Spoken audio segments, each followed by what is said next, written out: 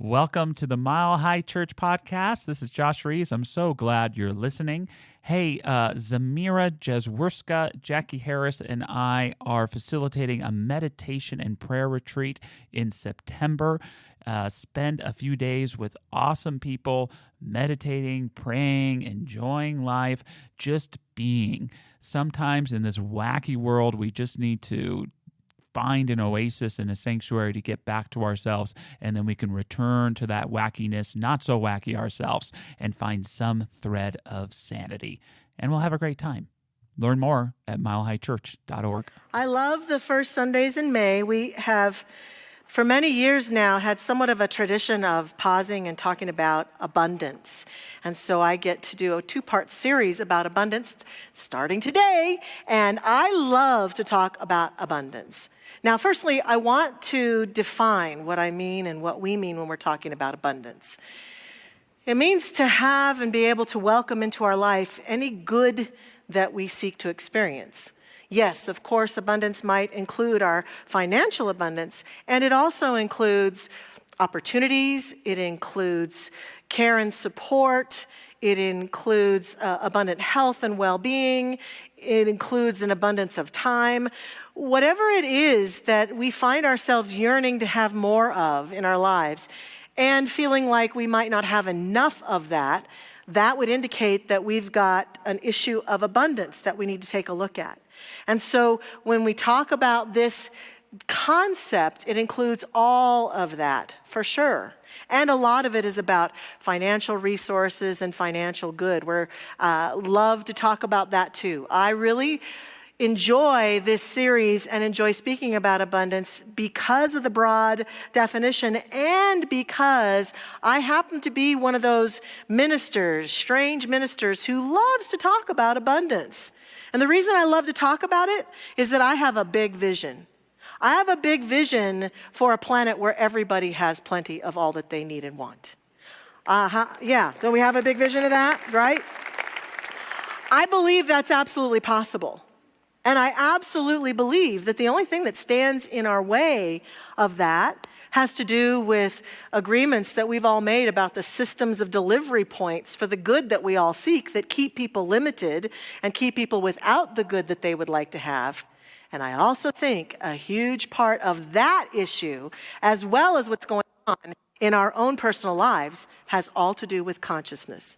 It has all to do with belief systems and things that we've accepted for years and said are okay about our life and the life we share on this planet that just aren't okay. Because there are plenty of resources on this planet. There's plenty of time to do all that you or I might like to do in a lifetime. There's plenty of love on this planet for us to interact with people and to have relationships with, friendships and partnerships. There's plenty of opportunities to express our dreams and live all sorts of ways that we would like to live. And there's plenty of money, plenty of food, plenty of houses. It's all a matter of being willing to shift from the inside out so that we can do what we need to do to care for ourselves and to create an abundant life, and do what we need to do to care for each other so that everyone experiences an abundant life. And so this is a conversation about consciousness. So my title today is Rich Spirit, Poor Consciousness. Now, I came to that title because I borrowed it from Robert Kiyosaki. Some of you might have read the book. I know I did. I read it and enjoyed it very much. Robert Kiyosaki's book about Rich Dad, Poor Dad. This was a book that he wrote in the early 2000s, where he shared about growing up in Hawaii. He had a biological father who had all sorts of belief systems and cultural ideas about life, and essentially struggled in his world of form to have all that he wanted and needed to provide an abundant life for him and his family. And then Robert also had a best friend that he hung out with a lot, whose father was actually very abundant in every way, shape, and form. And so Robert noticed that as he reflected back on the lessons that these two men both taught him, on the things that they showed him about how they lived and the choices that they made, that he could contrast the rich dad and the poor dad and the poor dad and the rich dad, and brought forth these lessons in this book. And so what I'm inviting us to look at today is rich spirit, meaning that we have all been born into a profound, rich heritage that we have not claimed. And I know we haven't claimed it, because if we had claimed it, we would have no complaints about there being enough time, money, energy, opportunity, or love. Because with that heritage comes the awareness that all that I could ever need or want is available to me. I am not being kept from it for any reason whatsoever. Poor consciousness is an indication in my title that the only thing that can keep us from that is when we persist in having belief systems and ideas about ourself and life that are based on poverty and lack and limitation. Rich spirit, poor consciousness. My definitions of abundance have often come from some of the greatest teachers as I've studied abundance, and I want to share two of my favorite quotes as we step into this exploration together. The first comes from Eric Butterworth, who wrote Spiritual Economics. Yes, we tend to believe that economics dictates our abundance, but Butterworth suggested that it is this consciousness, this spiritual consciousness, that has all to do with the economics of our life. When he says prosperity is not just having things, it's the consciousness that attracts the things. Prosperity is a way of living and thinking and not just having money or things. Poverty is a way of living and thinking and not just a lack of money or things. And from the founder of our teaching, Ernest Holmes, aka today Yoda. When we learn to trust the universe, we shall be happy, prosperous, and well. We must learn to come under that divine government and accept the fact that nature's table is ever filled. Never was there a cosmic famine. Never was there a cosmic famine. I'm inviting us to start this series today asking ourselves what thoughts, ideas, belief systems, some might say BS, is in the way of us and the abundance that we seek to experience in any realm of our life. What's keeping us from our good? We may have all sorts of stories about the government, my ex-spouse, the economy, the job market, the market, blah, blah. Yeah, we may have some of those. Those are facts that we don't believe in not acknowledging. And yet, no matter what the facts are, we know that throughout history, transcendent of the facts, transcendent of the economy, transcendent of how they were raised, transcendent of what someone told them, there are certain people who have stepped into profound abundance in all of the areas that I'm talking about. What's the difference between them and us? Nothing, other than belief systems, other than consciousness. At the core of us, our divine heritage is wholeness and love and abundance and peace and joy. Every being on the planet shares that heritage. But we have to claim it. It's like there's some, I love those stories of those articles that come out about unclaimed money, and look on this list and see if your name is on the list so you can claim this money that's been sitting in a bank account you didn't even know you had. That's how most of us are spiritually.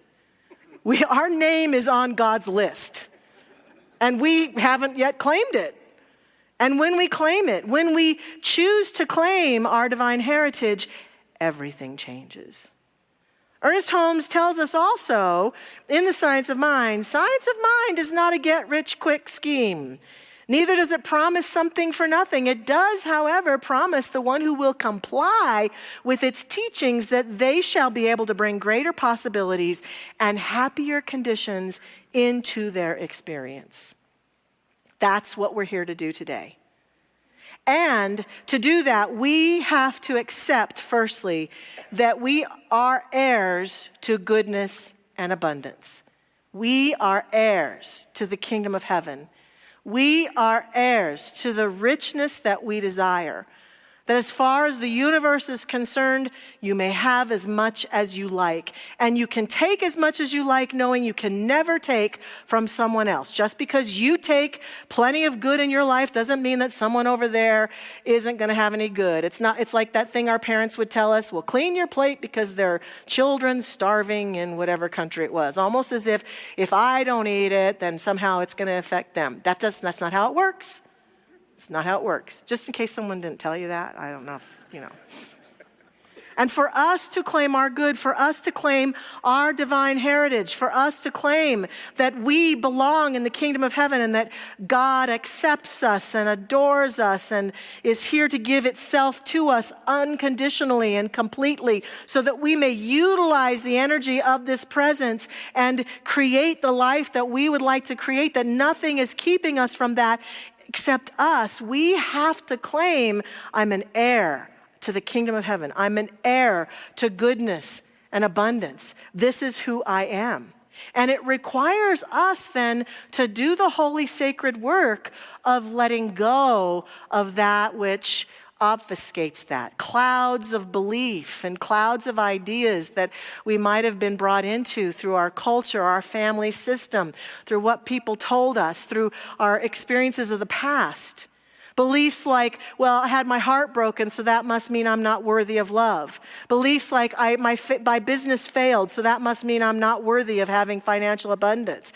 Beliefs like, I can't quite feel it when I go inside and try to meditate in prayer, so that must be the reason that I don't belong to God. I'm not special like one of those priests or goddesses or ministers or Buddha or Jesus. I'm not special like them.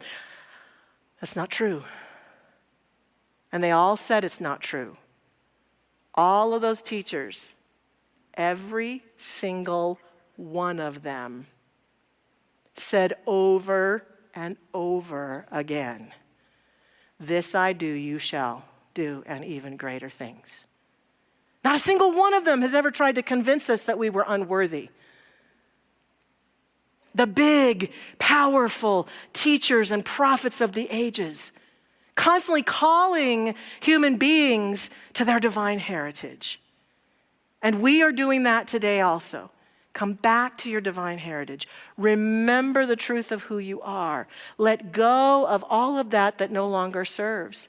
It took me a while in my personal life to do a lot of that work, and I'm still about it in many respects. And yet, it is that holy, sacred work of being willing to say, I believe this, I came to believe this because I was told this or I was shown this, and I don't think that's true, and I've got to let it go, and I've got to surrender it up, and I might have to forgive, and I might have to reclaim myself in a different way. And so I began by working when I first came here to Mile High Church with practitioners and did workshops and classes and took the practitioner training and the ministerial training and all of that just began to and consistently cause those clouds of doubt to just be let go of so that I could see more clearly and more profoundly the inherent truth of my wholeness, of my worthiness. And what I've noticed for myself and every other being I've ever worked with is as their sense of their inherent worth goes up, their attraction for more and more good increases. Because a huge part of what's keeping us from having the good we want, the love we want, the time we want, the dreams we want, the financial abundance we want, is there's some little part of us that just doesn't believe we're quite worthy of it. You're not good enough. You're not smart enough. You're not lovable enough. You're not pretty enough or handsome enough. Whatever your enough is, that voice that whispers and tells us that we're not enough. That voice is the voice that we must deal with. Not angrily pushing it to the side or trying to beat it up or whack it down, but rather to look straight at it and be willing to do the work, to surrender it. And one of the most profound places that I did a huge amount of surrendering is when I signed up and attended the Inner Child Journey.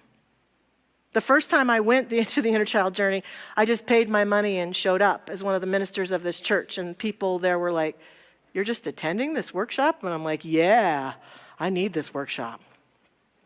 And then after that, I was so impacted by the power of that inner work, how it transformed me. And just like it said in the announcements, it's kind of intense and it changes people's lives forever.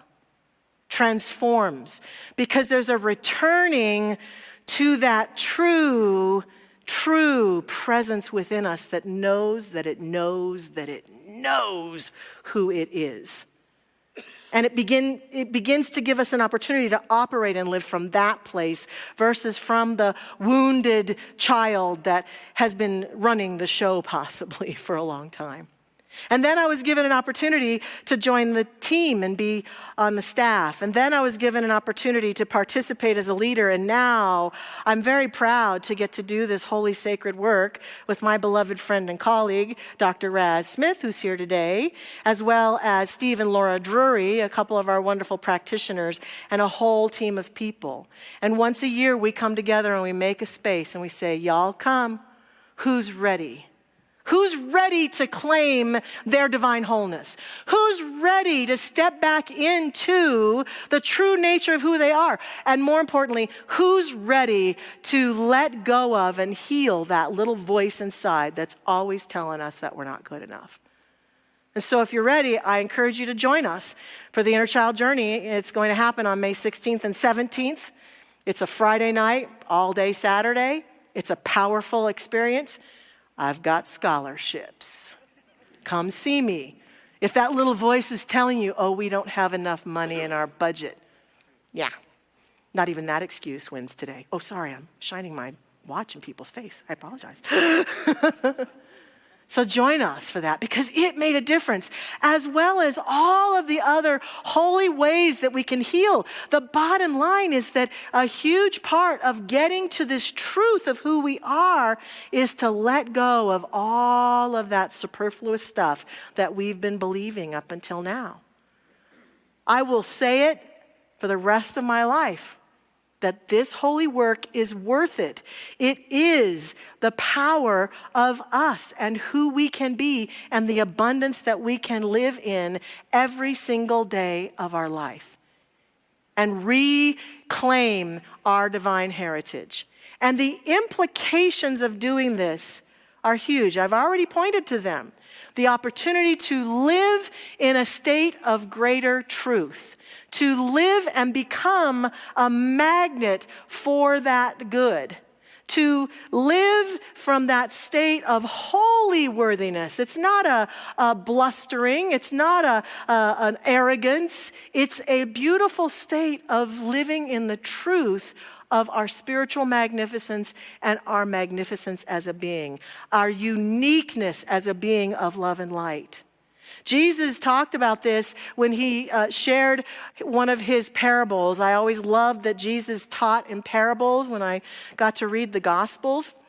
And one of the parables where he talks about abundance that often confuses people, because one of the things that definitely confuses us is that we may have believed that we just weren't good enough for God.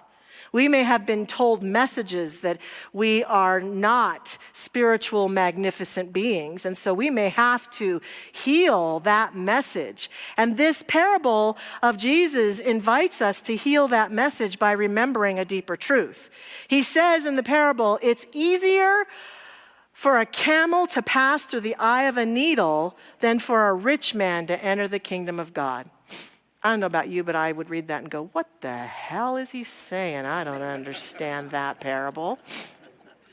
And I'm sure if he were alive today, he'd be saying, good. Think about it. And that's the thing about the parables and the Gospels and all of the stories of the Judeo-Christian Bible and all of the holy texts. We get to understand them and evolve our understanding. So I have danced with that parable for a really long time, especially as a teacher of abundance, going, what did he mean by that? Easier for a camel to pass through. What? So I've done a lot of reading about it, and this is my understanding today. And I say today because it'll probably evolve over the years. What I have taken today as we look at this issue of our inherent worth, and in fact, I do want to change the title of this talk now that I'm thinking about it. I said it was rich spirit, poor consciousness. I really think it should be rich spirit, rich consciousness, don't you? Yeah. Mark up there in the booth, can you change it, please? Rich spirit, rich consciousness. Thank you, darling. I appreciate that so much. That's what we're going with, okay? Because this is a parable about rich consciousness.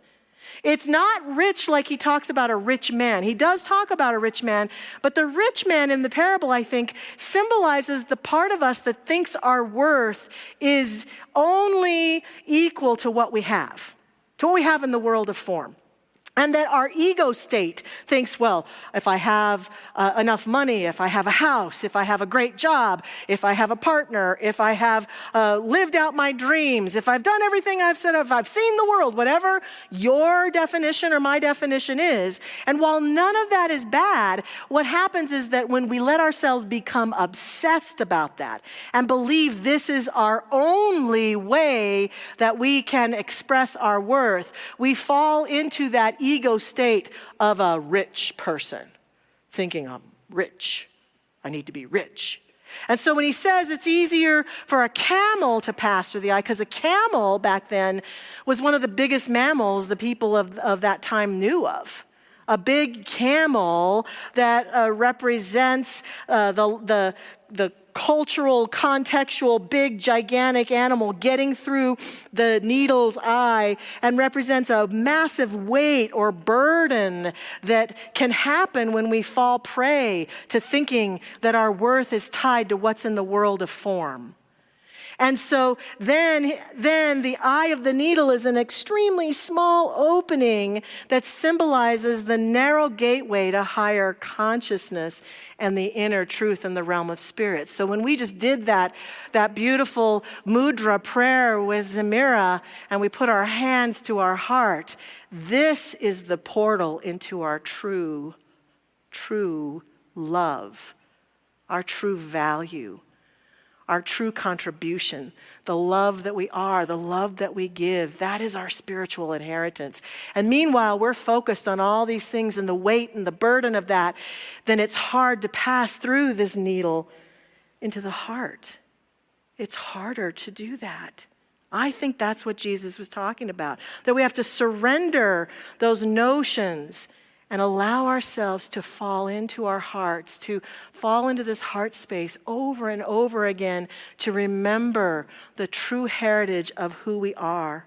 And this then signifies inner transformation as we return ourselves to the truth of us, transcending our ego, transcending these things that the world of form dictates our truth, and rather recognizing that what really matters is what's in our heart and how we've accessed our heart, given our heart, shared our heart, lived from our heart, detaching from a belief that our identity and our worth is about what we have, what we've accomplished, rather turning to our spiritual identity and claiming the truth of who we are.